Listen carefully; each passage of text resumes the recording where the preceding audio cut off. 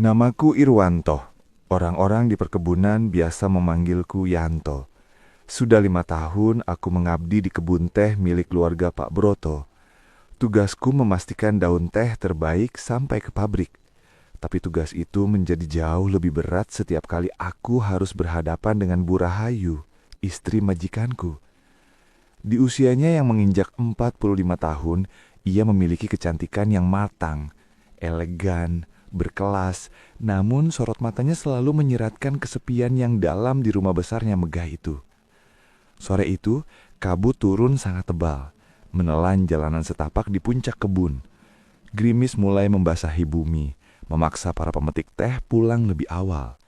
Aku masih di sana, memeriksa gudang penyimpanan saat kulihat mobil Bu Rahayu terhenti di pinggir jalan menanjak yang licin. Aku mendekat, mengetuk kaca mobilnya, dan menemukannya sedang menggigil. Mesin mobilnya mati, dan ia tampak rapuh di tengah kepungan kabut pegunungan. Bu, biar saya antar ke Pondok Mandur dulu, jalanan terlalu licin untuk berjalan ke Villa Upama sekarang, kataku dengan suara rendah dan pasti. Begitu ia membuka pintu, aroma parfum mawar yang mahal langsung menyeruak, beradu dengan dinginnya udara puncak. Ia menatapku, jemarinya yang halus menyentuh lengan jaketku yang kasar dan basah. "Yanto, dingin sekali. Saya tidak berani sendirian di sini," lirihnya. Suaranya bergetar, dan di detik itu aku merasakan ada getaran yang sama antara kami saat kulit kami bersentuhan. Tanpa banyak bicara, aku melepas jaket kulitku yang masih menyimpan panas tubuhku, lalu menyampirkannya ke bahunya. Aku membimbingnya berjalan menuju pondokku yang tak jauh dari sana. Karena jalanan licin, aku terpaksa merangkul pinggangnya agar ia tidak terjatuh. Di bawah guyuran gerimis ini, aku bisa merasakan tubuh Bu Rahayu yang merapat sepenuhnya pada tubuhku yang bidang. Ia mencari perlindungan, mencari kehangatan yang mungkin tidak pernah ia dapatkan di Jakarta.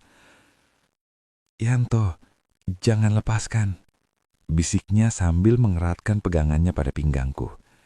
Aku tahu, di puncak gunung yang sunyi ini, aturan antara majikan dan bawahan sudah tidak ada lagi. Aku menatap matanya yang sayu di balik kabut, dan di sana aku melihat seorang wanita yang hanya ingin dicintai sebagai manusia biasa. Pintu pondok kayu yang sederhana itu berderit saat aku menutupnya rapat, mengunci suara badai dan dinginnya kabut di luar sana. Di dalam hanya ada satu ruangan, dengan dipan kayu beralas tikar pandan dan sebuah tungku kecil di sudut. Aku segera menyalakan api dari sisa-sisa kayu pinus kering. Begitu api menyala, cahaya jingganya mulai menari-nari di dinding kayu, memantulkan bayangan kami berdua yang terlihat begitu dekat. Bu Rahayu duduk di tepi dipan, tubuhnya masih terbungkus jaket kulitku yang kebesaran. Ia tampak begitu rapuh, sangat berbeda dengan sosok majikan yang biasanya terlihat tegas di kantor perkebunan. Rambutnya sedikit basah terkena gerimis, dan di bawah cahaya api yang temaram, kulitnya yang matang terlihat begitu bercahaya. Aku mendekat membawa secangkir teh panas yang baru saja kuseduh. "Minum ini, Bu, biar badan Ibu tidak kaku," kataku singkat. Suaraku menggema di ruangan yang sempit itu. Saat ia meraih cangkir itu, jari-jarinya yang halus bersentuhan dengan kulit tanganku yang kasar dan kapalan karena kerja lapangan. Ia tidak segera melepasnya. Ia justru menggenggam tanganku, mencari sisa panas tubuhku yang masih tertinggal. "Yanto, kenapa kamu begitu tenang? Apa kamu tidak sadar siapa aku?" bisiknya, matanya menatapku dengan tatapan yang sangat dalam, seolah sedang menguji nyaliku. Aku tidak mundur selangkah pun. Sebagai laki-laki berusia 32 tahun, aku tahu kapan harus bersikap hormat dan kapan harus menjadi laki-laki sejati. Aku duduk di sampingnya, membuat dipan kayu itu berderit karena berat tubuhku. Di kebun ini, saya hanya tahu satu hal, Bu. Ada wanita yang sedang kedinginan, dan saya tidak akan membiarkannya menggigil sendirian, jawabku tanpa basa-basi. Aku tidak butuh kata-kata puitis untuk membuatnya mengerti. Bu Rahayu meletakkan cangkirnya di lantai. Ia perlahan melepas jaket kulitku, membiarkan daster sutra tipisnya terlihat. Ia merapat, menyandarkan kepalanya di bahuku yang lebar. Aku bisa mencium aroma mawar yang mahal bercampur dengan aroma asap bakar kayu, sebuah perpaduan yang sangat memabukkan. Di Jakarta tidak ada yang berani menatapku seperti caramu menatapku, Yanto. Mereka semua takut, tapi kamu berbeda. Lirihnya sambil menelusupkan jemarinya ke sela-sela jari tanganku. Aku menoleh, Wajah kami kini hanya terpaut beberapa senti. Aku bisa merasakan nafasnya yang hangat dan memburu di pipiku. Penolakannya sebagai seorang majikan telah hilang ditelan suara hujan di atap seng. Aku meraih pinggangnya, menariknya agar benar-benar duduk di pangkuanku. Bu Rahayu mendesah pendek, sebuah suara pasrah yang sangat romantis. Ia melingkarkan tangannya di leherku, mencari kehangatan yang selama ini tidak ia dapatkan dari suaminya yang jauh di kota. Di pondok mandor yang sempit ini, tidak ada lagi kasta. Hanya ada Yanto dan Rahayu. Aku mulai memberikan kecupan-kecupan tegas di bahunya, membuktikan bahwa malam ini, akulah penguasa di puncak kebun ini. Ia tidak lagi menolak, justru ia semakin erat memelukku, seolah takut jika momen ini hanyalah mimpi. Suka sama suka telah membakar habis sisa-sisa keraguan kami, mengubah dinginnya malam pegunungan menjadi bara yang siap meledak di atas dipan kayu yang sederhana ini. Suara hujan di atap seng pondok semakin riuh, seolah menjadi musik pengiring bagi kami berdua, yang kini sudah tak lagi memiliki jarak. Di atas dipan kayu yang beralas tikar pandan ini, aku merasakan tubuh Bu Rahayu yang gemetar dalam dekapanku. Bukan karena dingin, tapi karena gairah yang sudah lama ia kunci rapat di balik kemewahan hidupnya, kini meledak di tanganku. Aku tidak butuh kata-kata manis. Aku hanya ingin ia merasakan betapa kuatnya pelukan seorang laki-laki yang bekerja dengan otot dan keringat setiap hari. Yanto, kamu kasar, tapi ini yang aku butuhkan. Bisiknya dengan napas yang memburu di ceruk leherku. Aku tidak membalasnya dengan ucapan. Aku justru semakin mengunci pinggangnya, membuat daster sutranya yang licin terasa kontras dengan kulit tanganku yang kasar. Aku mencium pundaknya dengan tegas, memberikan tanda bahwa malam ini ia adalah milikku sepenuhnya. Di bawah cahaya tungku yang mulai meredup, aku melihat wajahnya yang memerah. Matanya terpejam rapat, menikmati setiap sentuhan yang kuberikan. Aku membaringkannya perlahan di atas tikar pandan. Dipan kayu itu berderit, menjadi saksi bisu betapa beratnya beban hasrat yang kami pikul masing-masing. Bu Rahayu menarik kaosku hingga terlepas.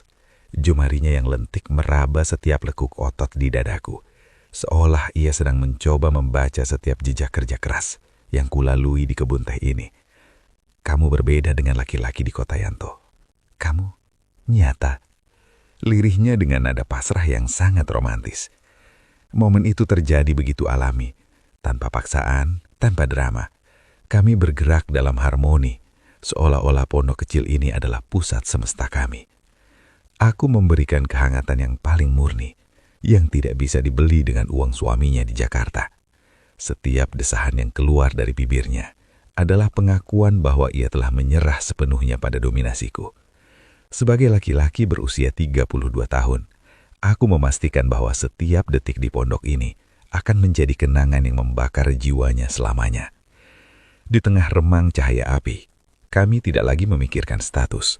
Tidak ada majikan, tidak ada mandor. Hanya ada dua insan yang sedang jujur pada rasa suka sama suka. Aku melindunginya dengan tubuhku, dan ia menyambutku dengan seluruh kelembutannya. Setiap gesekan kulit kami di atas tikar pandan itu terasa begitu indah. Sebuah pengalaman yang jauh lebih berharga daripada tidur di kasur empuk villa mewahnya. Satu hal yang aku tanamkan dalam batin, saya tidak bisa menyalahkan satu sama lain. Aku tidak menyalahkannya karena mencari kehangatan di tempat yang salah, dan ia pun tidak bisa menyalahkanku karena aku telah mengambil apa yang ia tawarkan dengan sukarela. Kami hanya dua jiwa yang sedang mencari perlindungan dari dinginnya dunia di dalam sebuah pondok kayu yang sederhana.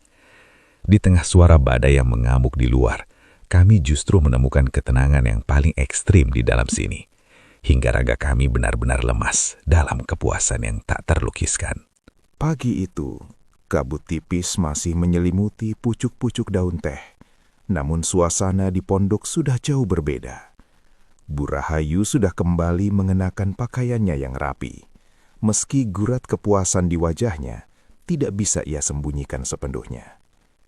Kami berpisah di pinggir jalan setapak tanpa banyak kata. Ia kembali ke dunianya yang megah, dan aku kembali ke cangkul serta keringatku. Aku mengira malam itu hanyalah pelarian sesaat bagi seorang majikan yang kesepian. Namun dugaanku salah besar. 2 hari setelah kejadian di Pondok Kayu itu, saat aku sedang mengawasi para pemetik di Blok Utara, ponsel butut di saku celanaku bergetar. Sebuah pesan singkat masuk dari nomor yang tidak kukenal, tapi aku tahu persis siapa pemilik gaya bahasa itu. "Yanto, temui aku di tempat biasa sore ini. Ibu ingin bertemu lagi. Aku tidak bisa lupa." Hanya itu, singkat, padat, dan sangat menusuk ke titik terdalam egoku sebagai laki-laki. Tempat biasa yang ia maksud adalah pondok mandor di puncak kebun. Aku menarik nafas dalam, membiarkan aroma tanah basah memenuhi paru-paruku. Ada rasa bangga yang menyelinap, namun juga ada ketegangan yang nyata. Rupanya, kehangatan yang kuberikan malam itu telah menjadi candu bagi seorang wanita yang biasanya punya segalanya. Sore harinya, aku sudah berada di sana. Pondok itu masih menyisakan aroma parfum mawarnya yang bercampur asap bakar. Tak lama kemudian, sosok yang kutunggu muncul dari balik kabut. Burahayu datang tanpa mobil mewahnya. Ia berjalan kaki menembus rimbunnya pohon teh, hanya mengenakan jaket tebal dan penutup kepala. Begitu pintu pondokku tutup, ia langsung menghambur ke pelukanku, menyandarkan wajahnya di dadaku yang masih berbalut kaos kerja yang lembab. "Aku mencoba untuk bersikap biasa saja di villa, Yanto, tapi bayanganmu di meja kayu itu terus mengejarku," bisiknya dengan suara yang bergetar. Ia menatapku dengan tatapan memohon, tatapan seorang wanita yang rela melepaskan harga dirinya demi setitik kehangatan yang otentik. Aku tidak banyak bicara, aku hanya meraih dagunya dan menatap matanya dalam-dalam. Sebagai laki-laki berusia 32 tahun, aku tahu apa yang harus kulakukan ketika seorang wanita sudah menyerahkan jiwanya seperti ini. Aku membimbingnya duduk di dipan kayu yang sama. Kali ini tidak ada badai di luar, tapi badai di dalam batin kami jauh lebih hebat dari sebelumnya. Aku mulai membelai rambutnya, memberikan sentuhan yang lebih berani dan lebih dalam. Burahayu seolah tidak ingin kehilangan sedetik pun. Ia menerima setiap gerakanku dengan lapar, seolah-olah hanya aku satu-satunya orang yang bisa membuatnya merasa hidup kembali. Satu hal yang aku tanamkan dalam pikiran, saya tidak bisa menyalahkan satu sama lain. Aku tidak menyalahkan rasa lindunya yang tiba-tiba, dan aku tidak menyalahkan diriku yang kembali menyambutnya dengan tangan terbuka. Kami adalah 2 orang dewasa yang telah menemukan kecocokan yang ekstrim di tempat yang paling tidak terduga. Suka sama suka telah menghapus batasan antara tuan dan pelayan.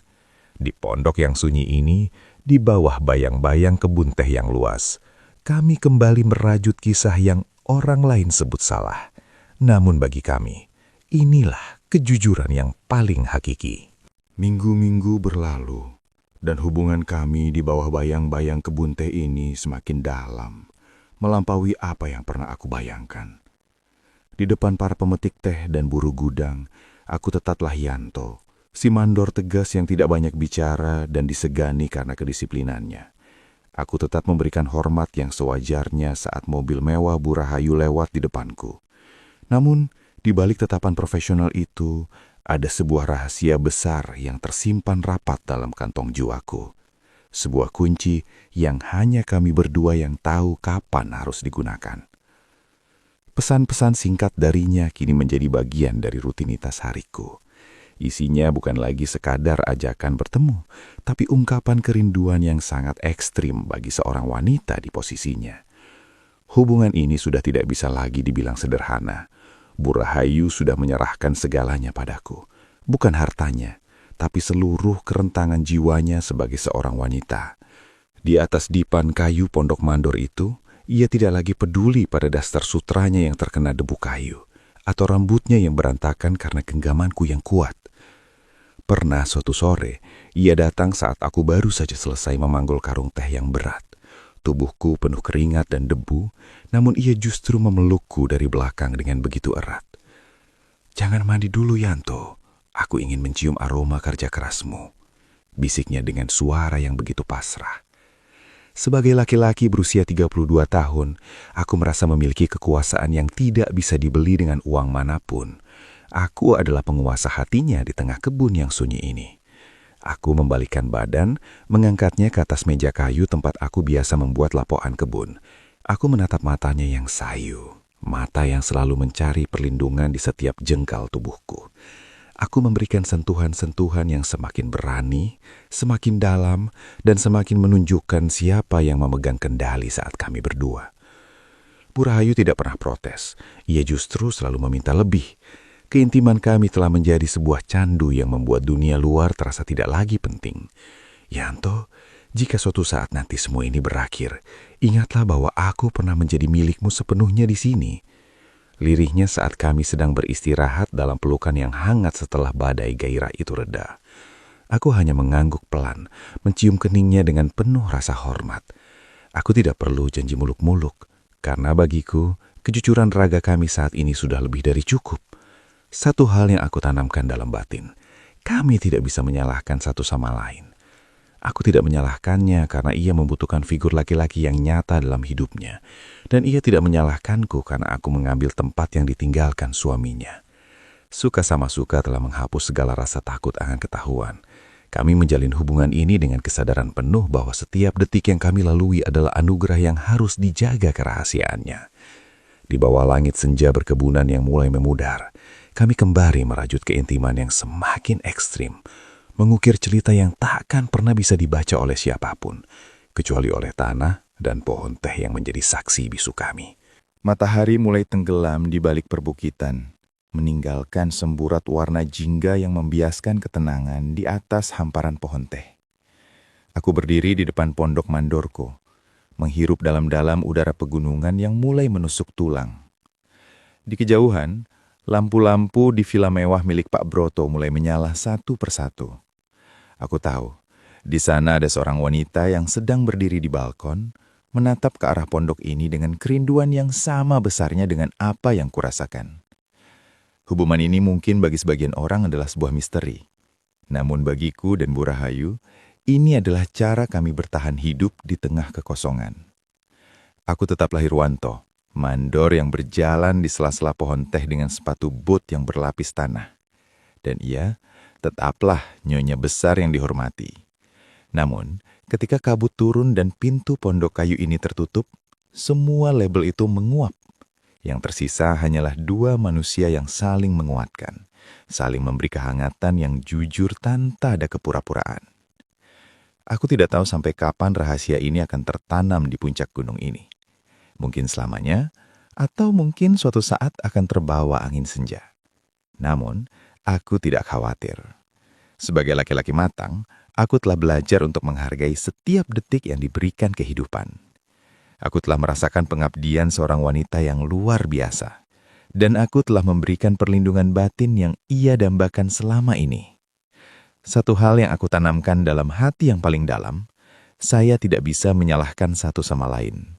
Kami tidak memilih untuk jatuh dalam situasi ini. Namun, kami memilih untuk menikmatinya dengan rasa suka sama suka yang tulus. Tidak ada penyesalan, tidak ada rasa bersalah yang menghantui. Karena di dunia yang penuh dengan aturan kaku ini, terkadang kita butuh sedikit ruang rahasia untuk sekadar bernafas dan merasa dicintai. Segala kisah dan getaran rasa ini saya sampaikan hanya di zona romantis, tempat di mana kumpulan kisah dan cerita-cerita romantis yang sudah-sudah disampaikan dengan suara yang pas untuk menyentuh relung jiwa Anda. Terima kasih sudah mengikuti perjalanan Irwanto dan Bu Rahayu, sebuah pengingat bahwa kehanatan sejati tidak selalu ditemukan di kasur yang empuk, melainkan di mana hati merasa diterima tanpa syarat. Sampai jumpa di kisah-kisah romantis lainnya yang tak kalah menggetarkan. Saya Pao, pamit undur diri.